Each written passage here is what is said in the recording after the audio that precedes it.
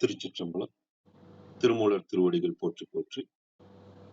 திருமூலரின் திருமந்திரத்தில் 4ஆம் தந்திரத்தில் 13வது அத்தியாயம் நவாக்கரி சக்கரம் பாடல் 1322 பார்த்து கொண்டிருக்கின்றோம். பாடல் இருக்கின்றது. நலம் தரும் ஞானமும் கல்வியும் எல்லாம் புறம் தரும் வல்வினை உண்மை விட்டோடே சிரம் தரும் தீவினை செய்வது அகற்றி பரம் தரும் சோதியும் வாய்த்திடும் நாடே. நலம் தரும் ஞானமும் கல்வியும் எல்லாம் உரம் தரும் வல்வினை உம்மை விட்டு ஓடி சிரம் தரும் தீவினை செய்வது அகற்றி வரம் தரும் சோதியும் பாய்த்திடும் காணே.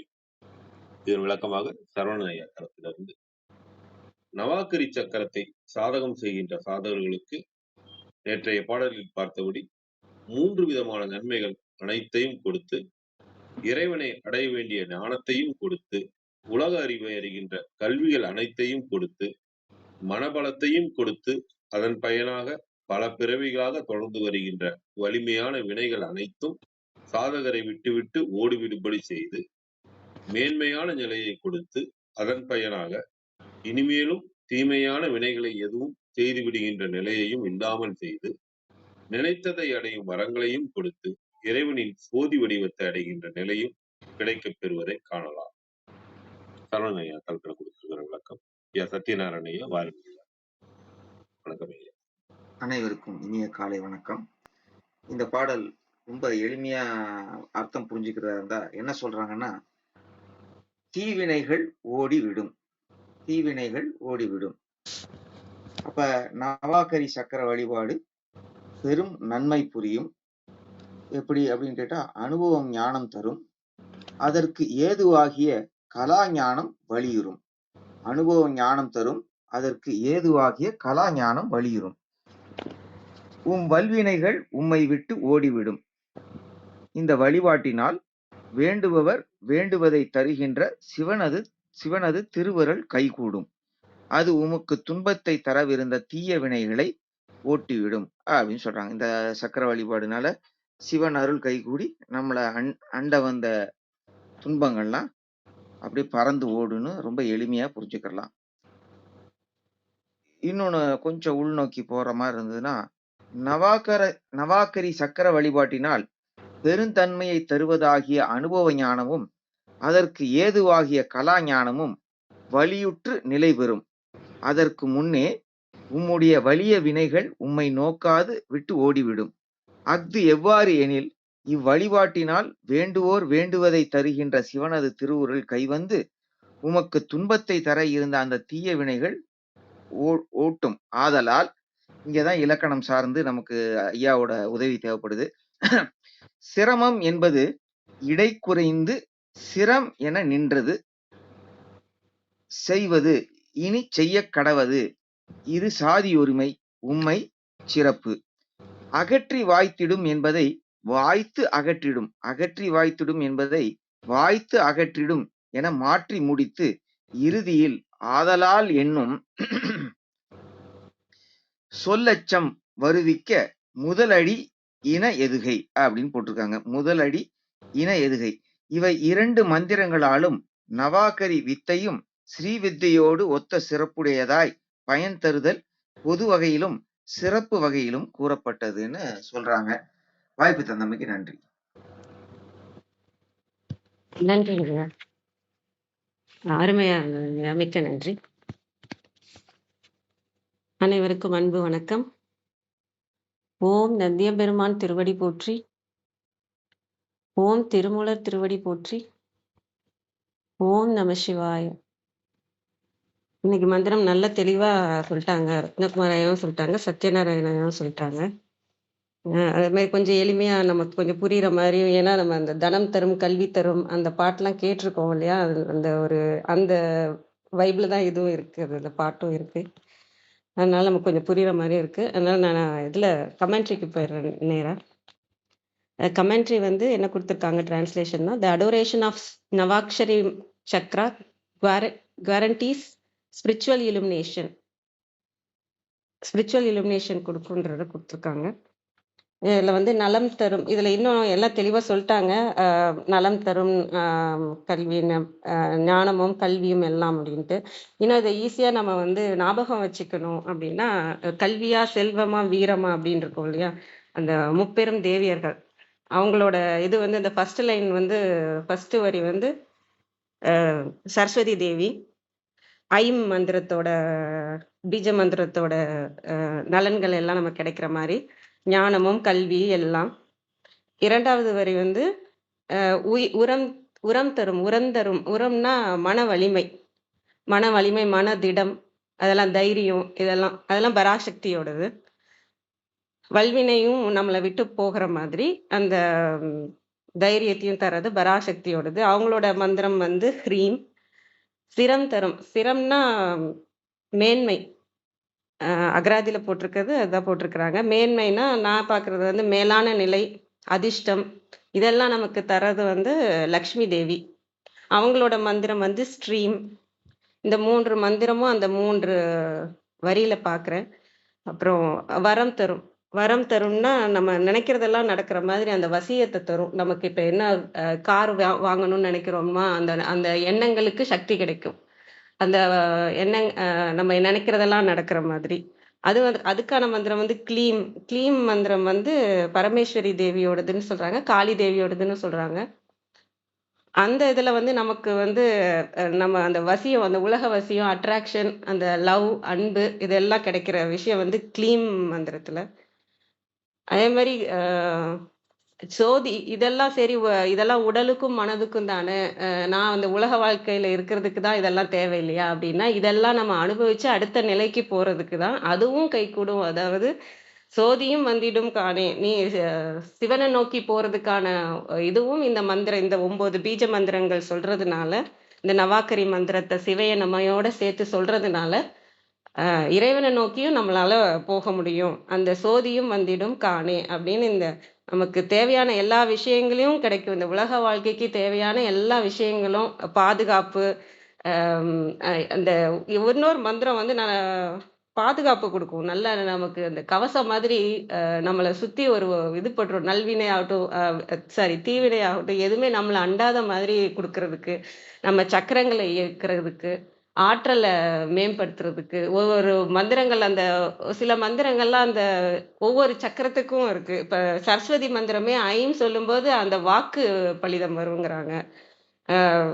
ஹ்ரீம் மந்திரம் சொல்லும்போது அந்த இதயத்துல அன்பு அதிகமாகும்ன்றாங்க. அன்பு அதிகமாயிட்டாலே எந்த ஒரு தீவினையும் வராது.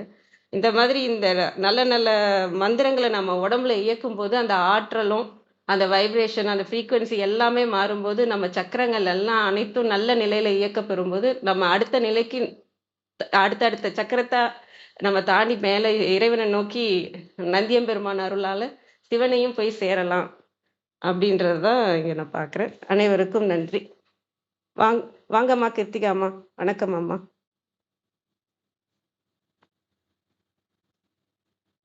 நன்றி. அனைவருக்கும் இனிய காலை வணக்கம். உண்மையிலே இன்னைக்கு கொஞ்சம் லேட் ஆயிடுச்சு. லைனையாவோ இல்ல ரத்னா ஐயாவோ இல்ல சத்யாவோ யாரு பேசினதும் கேட்க முடியல. கௌரிமா பேசினதை கேட்க முடியல. நிறைவான விளக்கங்கள் கொடுத்திருப்பாங்க நான் நம்புறேன். இன்றைய மந்திரம் வந்து 1322 நிறைய தடவை வாசிச்சிருப்பாங்க. ஆனாலும் என்னுடைய தெளிவுக்காக நான் ஒரு முறை வாசிச்சுக்கிறேன். நலம் தரும் ஞானமும் கல்வியும் எல்லாம் உரந்தரு வல்வினையும் நம்மை விட்டோடும், சிறந்தரு தீவினை செய்வது அகற்றி வரந்தரு ஜோதியும் வாய்த்திடும் காணே பாரு அப்படின்றார். இப்போ இது ஒரு டிஃபரன்ஸ் இருக்கு. நலம் தரு ஞானமும் அப்படின்னா அந்த ஞானம் வந்து நலம் தரக்கூடிய ஞானமாக அமைய வேண்டும் அப்படிங்கிறதுல ரொம்ப தெளிவா இருக்கிறார். அதுக்கு என்ன அர்த்தம் நம்ம பார்க்க வேண்டியிருக்கு.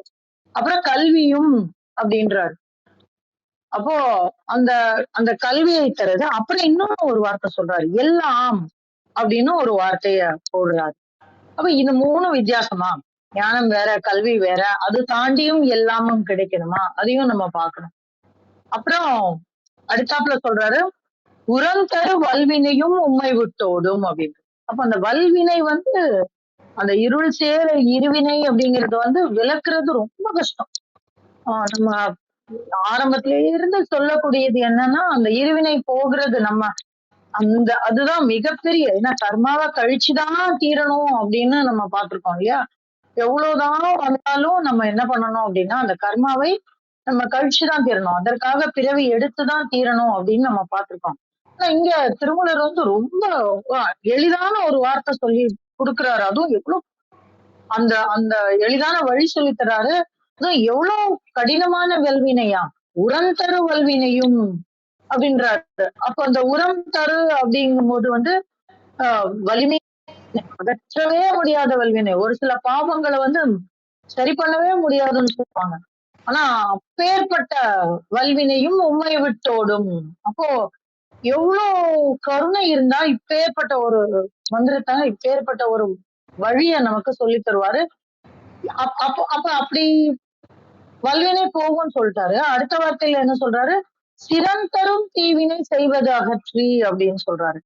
அப்ப அது என்ன சிரம் தரு தீவினைன்னா, ஓகே நம்ம வந்தாச்சு, வல்வினை இனிமே வராம இருந்துரும், வல்வினைய நீக்கிறாரு. ஆனா இப்ப நடக்குது இல்ல, இப்ப இந்த கால்ல அடிபட்டு இருக்கே, இல்ல கால்ல முள்ளு குத்தி இருக்க, இனிமே முள்ளு குத்தாம செருப்பு போட்டுக்கலாம். ஆனா இப்ப குத்திடுச்சு முள்ளு, அது என்ன பண்றது? அதையும் அகற்றுவாளாம். சிரம் தரு தீவினை செய்வது அகற்றி வரம் தரு ஜோதியும் வாய்த்திடும் தானே. இது மாத்திரம் பண்ணாது, உனக்கு அடுத்தாப்புல என்ன ஒண்ணு காமிக்கும்னா, வரம் தரு ஜோதியும் வாய்த்திடும் தானே. அப்ப இந்த ஜோதியை உணரத்தக்க மனோநிலை, ஜோதியை உணரத்தக்க அந்த அனுபவத்தை ஆராய்ந்து அறிந்து புரிந்து உணர்ந்து கொள்ளத்தக்க ஞானமும் அப்படின்னு நம்ம இந்த இடத்துல பார்க்கணும். அப்போ எல்லோருக்குள்ளும் இருக்கக்கூடிய அந்த ஜோதிய எது மறைச்சுட்டு இருக்கு அப்படின்னா புகை மூட்டம். நம்ம இந்த இடத்துலதான் சைவ சித்தாந்தம் வந்து ரொம்ப அழகா ஒரு விஷயம் சொல்லும்.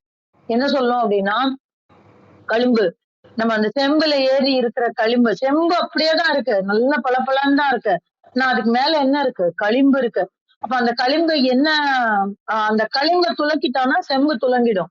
அப்போ நமக்குள்ள இருக்கக்கூடிய அந்த ஒளியை, நமக்குள்ள இருக்கக்கூடிய அந்த ஜீவ ஒளியை, பேரொளியை எது மறைச்சுட்டு இருக்கு அப்படின்னா, இந்த உரம் தரக்கூடிய வல்வினை, சிரம் தரக்கூடிய தீவினை, அந்த வல்வினையினால் வரக்கூடிய அந்த தீவினை, இதெல்லாம் சேர்ந்து புகை மூட்டம் மாதிரியா அடைச்சிட்டு இருக்கு.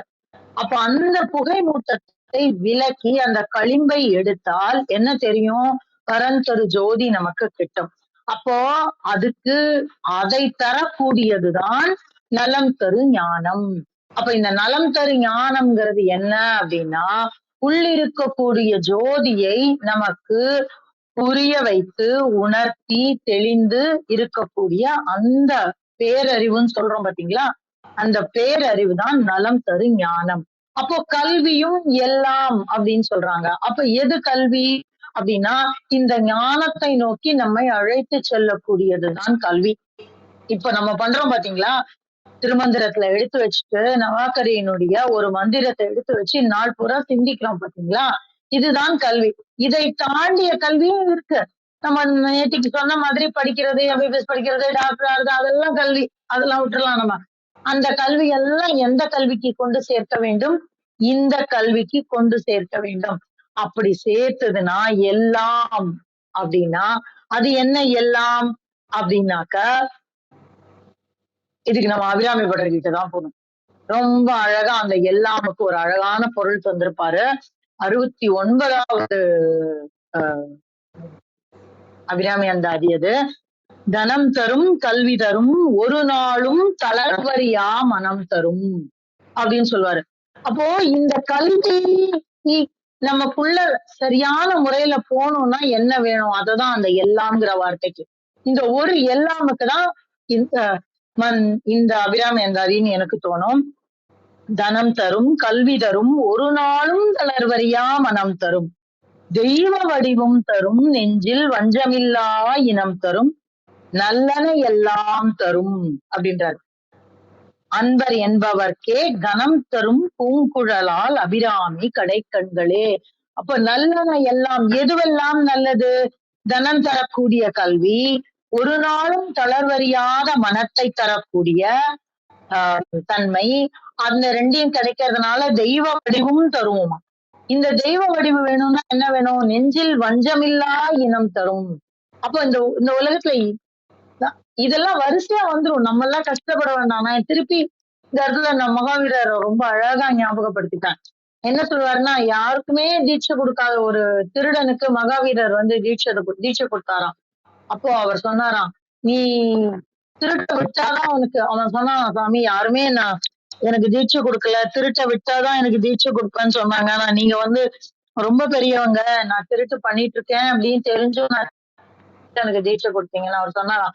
நீ இத பண்ண ஆரம்பி, நீ திருட்ட விட்டுருவ, அந்த நம்பிக்கையில தான் நான் தரேன் அப்படின்னு அவர் சொன்னாராம். அப்ப அந்த மாதிரி இதுக்கெல்லாம் நம்ம தனியா நினைச்சிடவே வேண்டாம். எதுக்கு? வஞ்சமில்லாத இனம் தரக்கூடிய மனத்திற்கெல்லாம் நம்ம கஷ்டப்படவே வேண்டாம். நீ வந்து ரொம்ப எல்லாம் கஷ்டப்படாத. என்ன பண்ண? அபிராமியினுடைய கடை கண்களை நீ கண்டு கொண்டாலே போதும். அதான் சொல்றாரு, தனம் தரும் பூங்குழலால் அபிராமி கடை கண்களை நீ கூட வேண்டாம். நீ அவ கண்ணு முன்னாடி போய் நின்னு அவ லேசா கடை கண்ணால பார்த்தால் போதும், உன்னை வந்து அவ வந்து ஆட்கொள்ளுவாள். அப்ப அவள் நம்மளை ஆட்கொண்டு விட்டால் இந்த எல்லாமும் தந்துவிடும். இப்ப இந்த எல்லாம் தந்துட்டாங்க. என்னெல்லாம் தந்துட்டாங்க? தனம் தரும், கல்வி தரும். அப்ப இந்த கல்வி வந்துடுச்சா இந்த இடத்துல? தளர்வறியா மனம் தரும். அதை பிடிக்காத, அதை விட்டு விலகாத ஒரு மனநிலையை அவள் நமக்கு தந்து விடுவாள். நெஞ்சில் வஞ்சமில்லா இனத்தை தந்து விடுவாள். இதெல்லாம் தந்துட்டா என்ன ஆயிடும் அப்படின்னாக்க, ஞானம் வந்துரும் நமக்கு. ஆனா ஒண்ணு பண்ணணும், இதெல்லாம் ஞானம் வந்துரும். ஆனாலும் வல்வினை வந்து நம்மை துரத்தும் இல்லையா? அந்த வல்வினையை துரத்துவதற்கு என்ன சொல்றாரு அப்படின்னா, இந்த நவாக்கரிய பண்ணா வல்வினையும் போய்விடும். அப்போ ஆகாமியம், சஞ்சிதம், பிராராப்தம்னு நம்ம சொல்லக்கூடிய எந்த வினையும் நம்மை ஒன்றும் செய்யாது. வினை உறுத்து வந்து ஊட்டாது நம்மள. அந்த இருள் சேர்க்கூடிய இருவினையையும் துரத்தி விடும். அப்ப அந்த இருளே இல்லாதப்போ அங்க என்னதான் இருக்கும் அப்படின்னா, மிகப்பெரிய ஒளி வந்து நம்மை ஆட்கொள்ளும். அந்த ஆட்கொள்ளக்கூடிய ஒளியை உணரத்தக்க, உய்வடையத்தக்க அந்த ஒளியை நம்மால் உணர்ந்து அறிய முடியும். அப்படிங்கிறதுதான் இந்த நலம் தரு ஞானமும் கல்வியும் எல்லாமும் அப்படின்னு இந்த நவாகரியினுடைய ஒரு ஒரு ஒரு பெருமையை சொல்றாரு. உனக்கு என்னெல்லாம் கிடைக்கும், ஏன்னா மனுஷங்களுக்கு தேவைப்படுறது இல்ல இதெல்லாம் கிடைக்கும்னு நமக்கு அந்த ஒரு இன்சென்டிவ் கொடுத்தாதான், அந்த கேரட் கண்ணு முன்னாடி காமிச்சாதான் நம்மளால ஓட முடியும். ஏன்னா அப்படியாவது இந்த பசங்க வந்துட மாட்டாங்களா அப்படின்னு ஒரு பெரும் கருணை எல்லாம் நமக்கு சொல்லி கொடுக்குறாரு. அவர் சொல்லி கொடுத்தது பத்தாதுன்னு கூடவே பின்னாடி வந்த அபிராமி பட்டர் வந்து ஐயோ திருமூலரே, நீர் இப்படி சொல்லிட்டீரு, எனக்கு இந்த எல்லாம் நான் அர்த்தம் தேடினேன், எனக்கு தெரிஞ்ச அர்த்தம் இதுதான் அப்படின்னு சொல்லி அபிராமி பட்டர் வேற சொல்லித்தரார். இந்த நீங்க இன்னும் எப்படி ஒரு மந்திரத்தையும் நீங்க தொடர்பு படுத்தி பார்த்துட்டே போலாம். நவாக்கரியில் இருக்கக்கூடிய நிறைய மந்திரங்களுக்கு அபிராமி அந்தாதி வந்து மிக தொடர்புடையதான். இந்த சக்தி பாதத்திலேயே ஃபுல்லா வந்திருக்கும். 4ஆம் தந்திரத்திலேயே நிறைய அபிராமி அந்தாதி வந்திருக்கும். ஆனாலும் நவாக்கரியில வந்து இன்னும் தொடர்ந்து நம்ம வந்து ஒப்புமையான பல பாடல்களை நம்மால் பார்க்க முடியும். ஏன்னா அனுபவிச்சு ஆழ்ந்து தோய்ந்து பண்ண விஷயம். ஏன்னா அவர் வந்து மிகப்பெரிய சாக்த பக்தர். அவரு அபிராமி பட்டர் வந்து அம்பிகையை வந்து அப்படி கண்ணு முன்னால் கண்டவர், மிகப்பெரிய சாக்தர். ஆனா அதற்கு உண்டான அடிப்படையாக அவர் வந்து திருமந்திரத்தை எடுத்திருக்கிறாரு. அங்கிருந்து சாக்தத்தை நோக்கி பயணித்திருக்கலாம், இல்லை சாக்தத்திற்கு பயணிக்க திருமந்திரம் அவருக்கு உதவி செய்திருக்கலாம்ங்கிறதுதான் கண்கூடா நம்ம பார்க்கக்கூடிய உண்மை. அதனால நிறைய இன்னும் தொடர்புடைய மந்திரங்களையும் அதற்குண்டான அந்தாதிகளையும் நம்ம பார்க்கலாம். நன்றி நண்பர்களே, அற்புதமான மந்திரம் இது. நம்ம இருவினையை போர்க்கக்கூடிய ஒரு மந்திரத்தை இப்ப நமக்கு ஒரு பிரயோகத்தை நமக்கு சொல்லி கொடுக்க போறாரு. அந்த ஒரு எக்ஸைட்மெண்டோட, அந்த ஒரு ஆர்வத்தோட நம்ம இந்த நவாகரிக்குள்ள இன்னும் பயணிப்போம். நன்றி நண்பர்களே. நன்றிங்கம்மா. ரொம்ப அழகா சொன்னீங்கம்மா. ரொம்ப அருமையா இருந்தது. அபிராமி பட்டரை பத்தி சொன்ன விஷயங்கள்லாம் எனக்கு நிறைய தெரிஞ்சுக்கிட்டேன். நல்ல விளக்கமா இருந்ததும்மா. ரொம்ப நன்றிங்கம்மா. வாங்க ஐயா, பிரணவன் ஐயா. வணக்கம் ஐயா.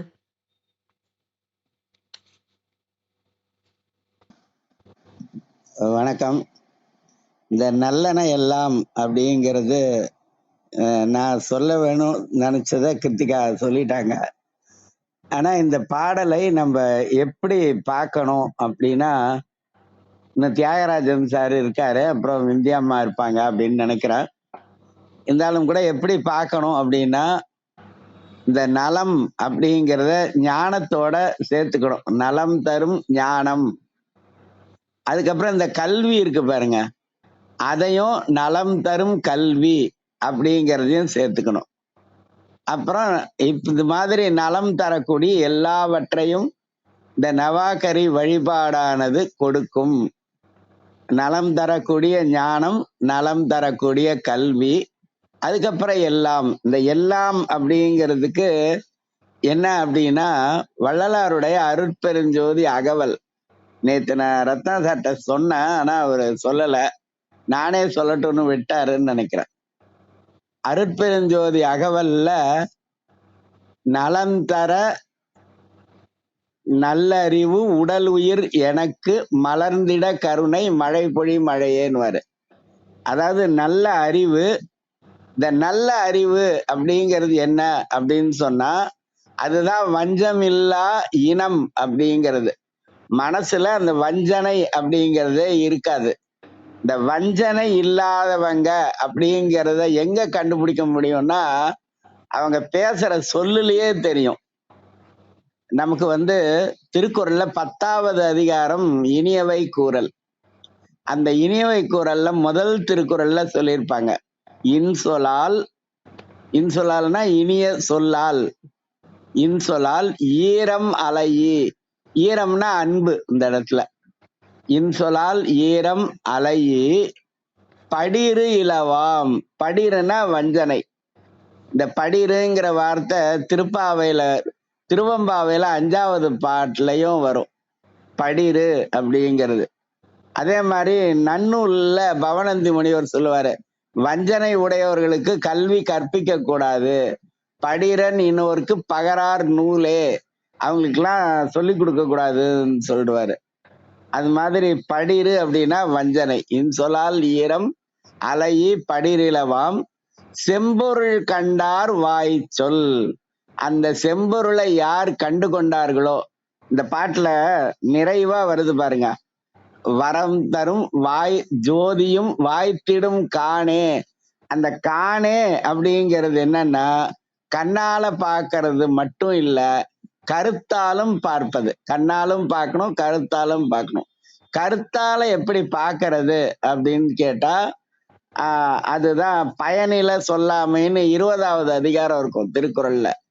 அதுல 9வது திருக்குறள் என்னன்னா, பொச்சாந்தும் பயனில சொல்லார். பொச்சாந்தும்னா மறந்தும் அப்படின்னு அர்த்தம்.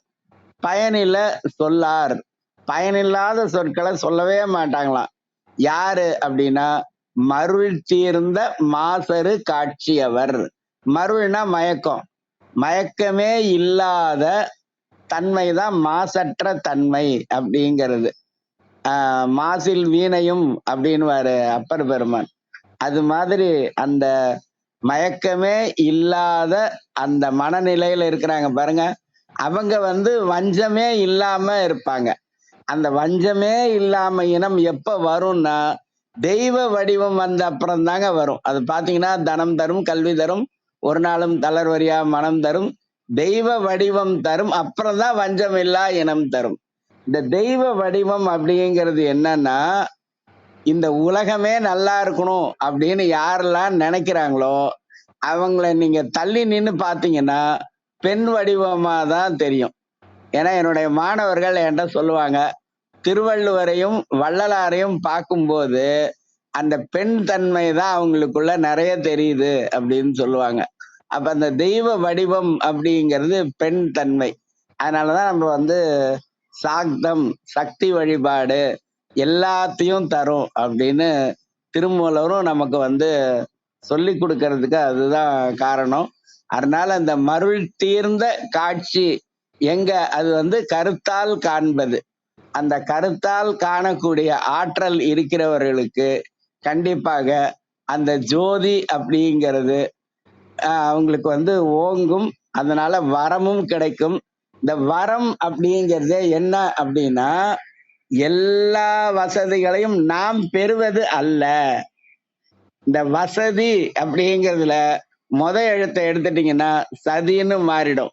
எப்ப வசதி வருதோ அப்பவே சதி வந்துடும். எல்லா வசதிகளையும் நாம் பெறுவது அல்ல, எல்லா வசதிகளையும் இந்த உலகம் பெற வேண்டும்.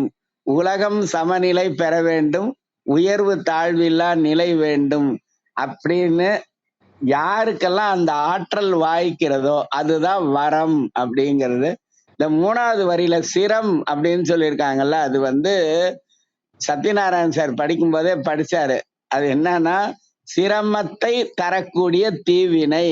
சிரமம் அதுல இடைக்குறைனா இலக்கணத்துல ஆஸ் பர் த கிராமர் நடுவுல இருக்கிற எழுத்து போயிடும்.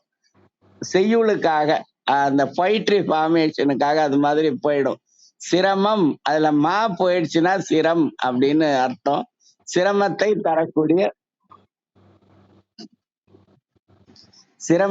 தரக்கூடிய தீவினை ஓடிவிடும் அப்படிங்கிறது. இது திருமூலரே நமக்கு சொல்லிதான் கொடுக்கிறாரு. சிவ சிவ என்கிலர் தீவினையாளர் அப்படின்னு சொல்வாரு. சிவ சிவ என்றிட தீவினை மாலும் அப்படின்னு சொல்லுவாரு. அது மாதிரி சிவசிவ என்கிலர் தீவினையாளர், சிவசிவ என்றிட தீவினை மாலும், சிவசிவ என்றிட தேவரும் அவர், சிவசிவ என்ன சிவகதி தானே அப்படின்னு இருக்கும். இன்னும் இது மாதிரி நிறைய விஷயங்கள் இதுல இருக்குது. இது இந்த 6:30 மணிக்கு தொடங்கி முடிகிற வரைக்கும் இருக்கு பாருங்க. இதுக்கு பேரு வேள்வி. வடமொழியில சொன்னா யாகம். இது என்ன யாகம் அப்படின்னா ஞான யாகம் அப்படின்னு வள்ளலார் சொல்லுவாரு. நலந்தரு ஞான யாகத்திடை வளம் சுழித்து எழுந்து வளர்ந்த மெய்க்கணலே அப்படின்னுவாரு. அந்த மெய்க்கணல் தான் ஜோதி அப்படிங்கிறது. அதுக்கு தமிழ்ல பேரொளி அப்படின்னு சொல்லலாம். இன்னும் நிறைய இருக்கு, அடுத்தடுத்த நாட்கள்ல பார்க்கலாம். நன்றி. நன்றிங்க ஐயா, ரொம்ப அருமை. உங்களோட குரல்ல இந்த இதை கேட்கணும்னு இருக்கு. தனம் தரும் பாடலை சொல்ல முடியுங்களாங்க ஐயா? பாட முடியுங்களா? இல்ல, இன்னும் எல்லாரும் பண்ணிட்டு தியாகராஜன் சார் இருக்காரு, அப்புறம் அவங்க எல்லாம் முடிச்சுட்டு அப்புறமா நம்ம ஓதிக்கலாம். நன்றிங்க ஐயா. வாங்க ஐயா தியாகராஜன் ஐயா, வணக்கம் ஐயா.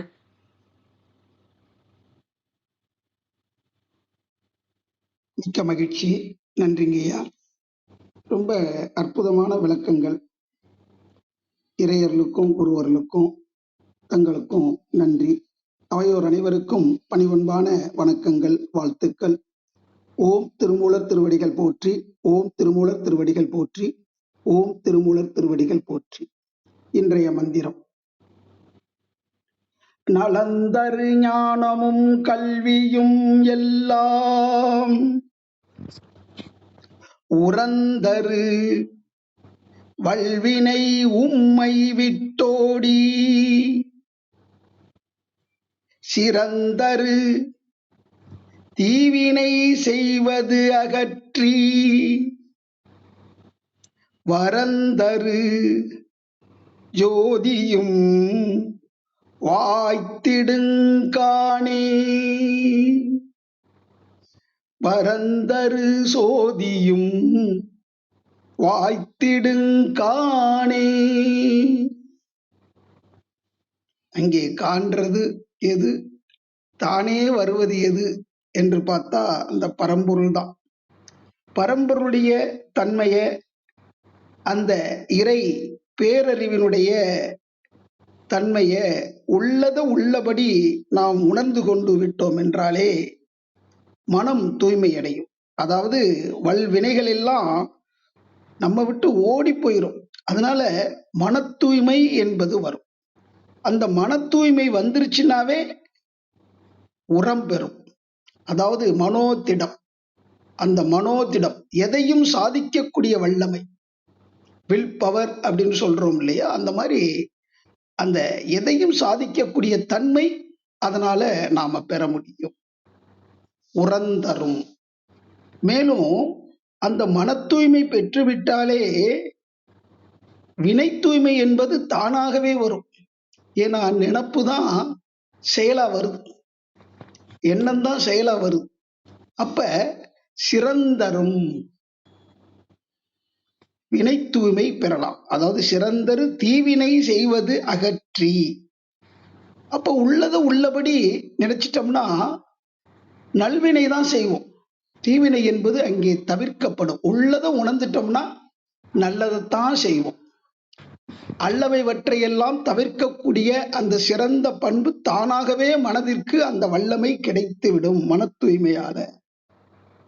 இத்தகைய நலத்தை தரக்கூடிய எல்லா கல்வியும் எல்லா ஞானமும் நமக்கு வேண்டும். அதை யார் கொடுப்பது? யார் பெறுவது? அங்கே பெறுவதற்கு ஒரு தகுதி வேணும். கொடுக்கறதெல்லாம் வாங்கி வச்சுக்கிட்டு அதை பயன்படுத்தாம வச்சுக்கிட்டு இருந்தா அப்ப பெறுபவர் மற்றவருக்கு கொடுக்கக்கூடியவராக இருக்க வேண்டும். கொடுப்பவர் ஏற்கனவே கொடுத்தவங்கிட்ட இருந்து பெற்றதா தான் இருக்கும். எல்லாம் ஒரு பகிர்வு, மற்றவங்களோட அந்த பகிர்வு, கருணை. அந்த கருணையினால நாம வளர்ச்சி அடைந்து கொண்டே இருக்கிறோம். ஆன்மீகத்திலையும் சரி, பொருளாதாரத்திலையும் சரி, வினாடிக்கு வினாடி அந்த இறைவனுடைய திருவருளாலும் பெரியோர்களுடைய நல்ல ஆசையினாலும் நம்ம வளர்ச்சி அடைந்து கொண்டே இருக்கிறோம், அறிவுலையும் பொருள்துறையிலையும். அப்ப அறிவாட்சி தரம் சிறந்தோங்க வேண்டும் என்றால் அத்தகைய கல்வி வேண்டும். ஞானம் என்பது எல்லாத்துக்கும் அடிப்படையாக இருக்கக்கூடிய, எல்லாவற்றையும் அறிந்து கொண்டிருக்கக்கூடிய அந்த அறிவையே அறியக்கூடிய ஒரு தன்மை, அந்த உண்மை நிலை, அந்த தெய்வீக பெருநிலை, அந்த இறைவனுடைய தன்மையை புரிந்து கொள்ளக்கூடிய அறிவு, அந்த பேரறிவையே அறிந்து கொள்ளக்கூடிய அறிவுதான் ஞானம் என்பது. அறிந்து கொண்டால் மட்டும் போதுமா? இறைவனோட பேசணும். மௌனமா இருந்து அவன் நமக்குள்ள உள்ளுணர்வாக அவன் பேசுறத கேட்கணும்.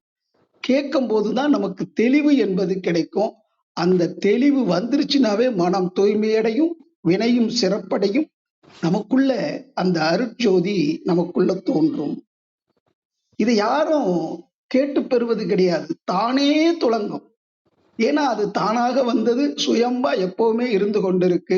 அத்தகைய தெய்வீக நிதியை பெற்ற நாம் மென்மேலும் சிறப்படைவோம், வாழ்வோம், உயர்வோம், வெல்வோம், வாழ்வில் நலம் காண்போம். ஓம் திருமூலர் திருவடிகள் போற்றி போற்றி. ஓம் திருமூலர் திருவடிகள் சரணம் சரணம் சரணம். நன்றி. நன்றிங்க ஐயா. உங்கள் பாடல் விளக்கம் அனைத்தும் நன்றிங்க. அனைத்தும் அருமை. நன்றிங்க ஐயா. விந்தியாமா வாங்கம்மா. வணக்கம் அம்மா.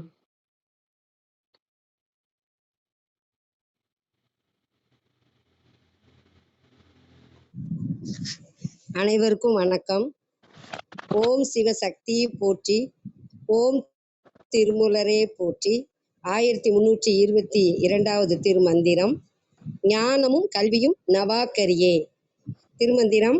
நலந்தரு ஞானமும் கல்வியும் எல்லாம் உறந்தரு வல்வினை உம்மை விட்டோடும் சிறந்தரு தீவினை செய்வது அகற்றி வரந்தரு சோதியும் வாய்த்திடுங் காணே. நவாக்கரி மந்திரம் கல்வி அறிவை, ஞான சித்தியை தரும். இப்போது செய்கிற வினை முன்பு செய்த பலவினை இவற்றால் வரும் துன்பங்களை தூர விரட்டிவிடும். இப்பிறவியில் அறியாமையால் செய்த பாவ வினைகளை போக்கி வேண்டும் வரங்களை தரும். ஒளியாக சிவனருள் உனக்குள்ளே தெரியும், நீயும் காண்பாயாக என்கிறார் திருமூலர். சிறந்தரும் என்பதன் பொருள் துன்பம் தரும். அனைவருக்கும் நன்றி, வணக்கம். சிவசிவ. திருச்சிற்றம்பலம். நன்றிங்க அம்மா. அத்தனாரையா வரீங்களாங்கய்யா?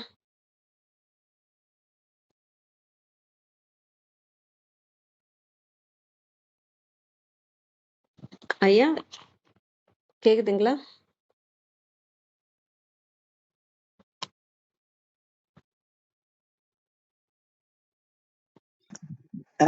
இருக்கேம்மா. அது சரி. இந்த பாடல் கிருத்திகாவே சொல்லிட்டாங்க. அபிராமி அந்தாதியோட 69வது பாடல். நம்ம கர்நாடக இசையெல்லாம் ஒன்றும் படிக்கல, அதனால பாடுறது அப்படின்னு சொல்லக்கூடாது, ஓதுவது. ஓதும் செயலே நலமாம், அப்புறம் ஓதாமல் ஒரு நாளும் இருக்க வேண்டாம்னு சொல்லியிருக்காங்க. அதனால ஓதுவது தான் நம்ம பார்க்குறோம். தனம் தரும் ஒரு நாள் தனம் தரும் கல்வி தரும், தனம் தரும் கல்வி தரும், ஒரு நாளும் தளர்வறியா மனம் தரும், தனம் தரும் கல்வி தரும், ஒரு நாளும் தளர்வறியா மனம் தரும், தெய்வ வடிவம் தரும், நெஞ்சில் வஞ்சமில்லா இனம் தரும், நல்லன எல்லாம் தரும், அன்பர் என்பவர்க்கே கணம் தரும், பூங்குழலாள் அபிராமி கடை கண்களே, பூங்குழலாள் அபிராமி கடை கண்களே தனம் தரும், பூங்குழலாள் அபிராமி கடை கண்களே கல்வி தரும், பூங்குழலாள் அபிராமி கடை கண்களே ஒரு நாளும் தளர்வறியா மனம் தரும், பூங்குழலாள் அபிராமி கடை கண்களே தெய்வ வடிவம் தரும், பூங்குழலாள் அபிராமி கடை கண்களே நெஞ்சில் வஞ்சமில்லா இனம் தரும், பூங்குழலாள் அபிராமி கடை கண்களே நல்லன எல்லாம் தரும், அன்பர் என்பவர்க்கே கணம் தரும், பூங்குழலாள் அபிராமி கடை கண்களே. சிவா திருச்சிற்றம்பலம். நன்றி. அருமை ஐயா, மிக்க நன்றி. உங்களோட ஓதுற விஷயத்தினால இன்னைக்கு இதை எத்தனை பேர் கேட்டிருப்பாங்க இல்லையா, அவங்க எல்லாருக்குமே அந்த தேவியோட அருள் போய் சேருதுங்க ஐயா. ரொம்ப நன்றிங்க ஐயா. நன்றி நன்றி. வாங்க ஐயா ரத்னகுமார் ஐயா. நன்றிங்க, நன்றி நன்றிங்க. நிறைவு செய்து கொள்வோம்.